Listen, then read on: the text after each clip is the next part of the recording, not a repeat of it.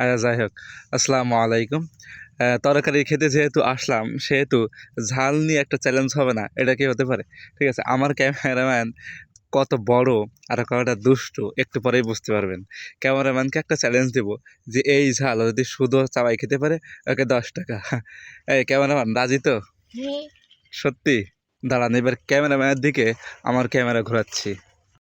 এই যে আমার ক্যামেরাম্যান, ঠিক আছে, ও বলেছে এই যে এই ঝালটা খেতে পারবে, খাইতে পারলে ওর 10 টাকা দেবো। আচ্ছা সত্যি তো?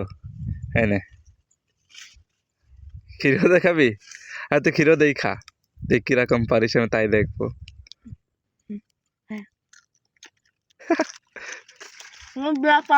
হা কর দেখি দেখি, সাবা সাবা সাবা, তাড়াতাড়ি ঝাল চ্যালেঞ্জ, তাড়াতাড়ি ঝাল লাগবে না কিন্তু, তাড়াতাড়ি খেয়ে ফেল।